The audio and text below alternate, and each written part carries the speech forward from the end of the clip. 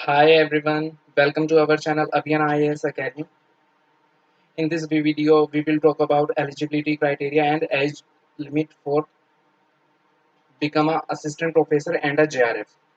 देखो assistant professor के लिए आप जो है आपको पढ़ाना है और JRF में आ जाएगा आपको आप पीएचडी कर रहे हो और आपको रिसर्च फंडिंग प्रोवाइड कर रही है यूजीसी। ठीक है।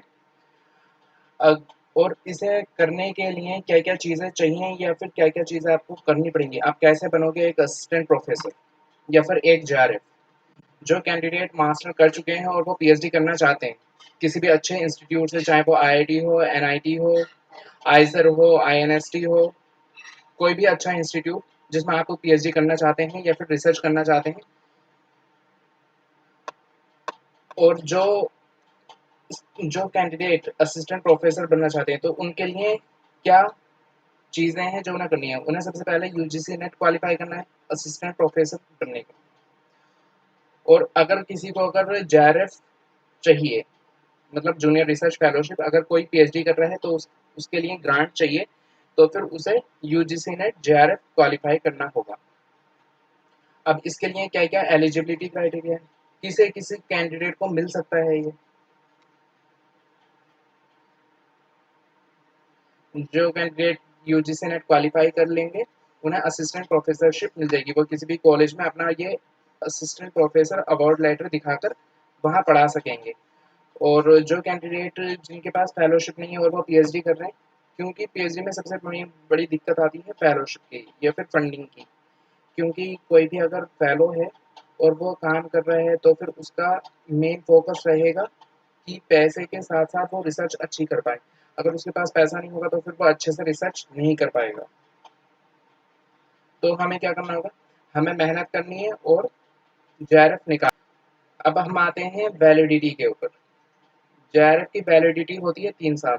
अगर कोई कैंडिडेट जेआरएफ क्वालिफाई करता है और उसे अवार्ड लेटर इशू हो जाता है तो डेट ऑफ इशू से लेकर उसके 3 साल काउंट होंगे और 3 साल के बाद वो लेटर 3 साल के लिए वैलिड होगा।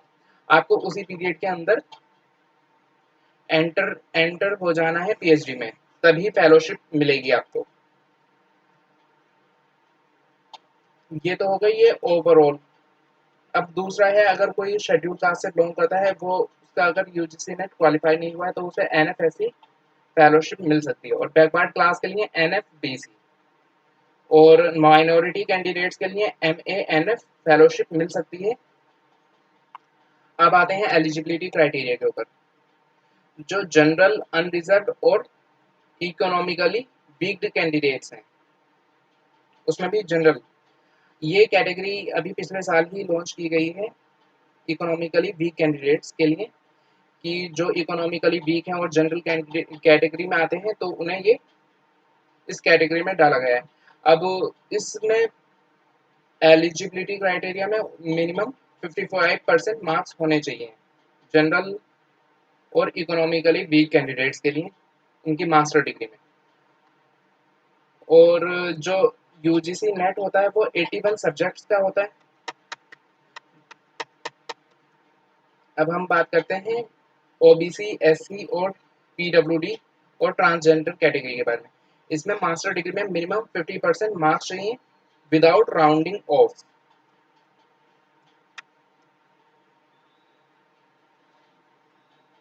Candidate who are pursuing master degree, जो कैंडिडेट मास्टर डिग्री कर रहे हैं वो भी इस टेस्ट में बैठ सकते हैं। जो भी फाइनल ईयर एग्जाम दे रहे हैं तो वो इस टेस्ट में बैठ सकते हैं, लेकिन उनका एलिजिबिलिटी क्राइटेरिया सेम रहेगा मार्क्स का। 55% मार्क्स चाहिए जनरल और इकोनॉमिकली वीक कैंडिडेट्स के लिए, और 50% मार्क्स चाहिए ओबीसी, एससी, एसटी, पीडब्ल्यूडी और ट्रांसजेंडर कैटेगरी के लिए। इसमें थोड़ा चेंजेस किया गया है। ट्रांसजेंडर कैटेगरी में वो सारे बेनिफिट प्रोवाइड किए गए हैं फी रिलैक्सेशन को लेकर के, जो कि एससी, एसटी और पीडब्ल्यूडी को दिए गए। अब बात करते हैं जो पीएचडी डिग्री जो कर चुके हैं और वो काफ़ी टाइम पहले कर चुके हैं, जिनकी पीएचडी डिग्री, जिनकी मास्टर कंप्लीट हो चुकी है 19 सितंबर 1991 में, वो भी इस टेस्ट में बैठने के लिए एलिजिबल हैं और उन्हें मार्क्स में 5% रिलैक्सेशन दिया जाएगा। मतलब अगर जिसके 55% मार्क्स नहीं है, तो अगर 50% भी है तब वो बैठ सकता है इस एग्जाम में।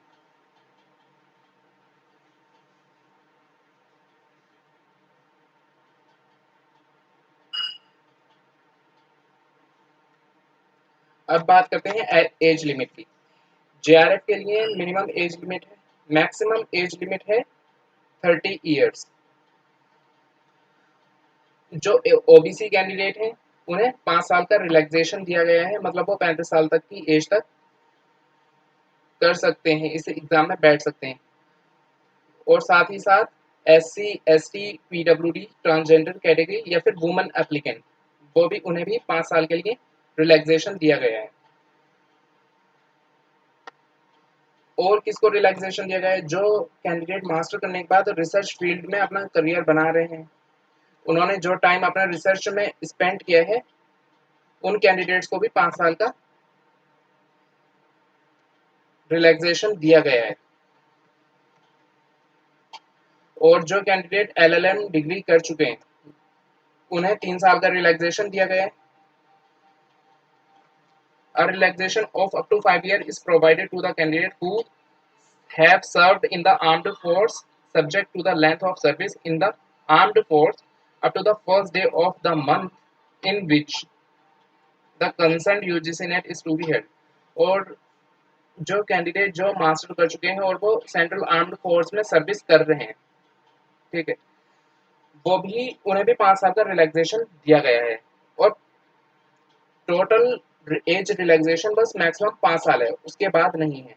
लेकिन असिस्टेंट प्रोफेसर के लिए कोई भी अपर एज लिमिट नहीं है, वो दे सकते हैं किसी भी एज लिमिट पर।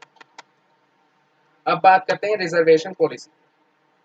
रिजर्वेशन पॉलिसी में 10% सीट रिजर्व की गई हैं जनरली इकोनॉमिकली वीक सेक्शन के लिए, और 50% सीट रिजर्व की गई हैं शेड्यूल कास्ट के लिए, और 7.5% सीट रिजर्व की गई हैं एसटी, और 27% ओबीसी के लिए। Thank you so much. अगर आपको वीडियो अच्छा लगे तो आप वीडियो शेयर कीजिएगा अपने फ्रेंड्स के साथ, ताकि उन्हें भी इंफॉर्मेशन मिल पाए और हम रेगुलरली आपसे जुड़ते रहेंगे। Thank you.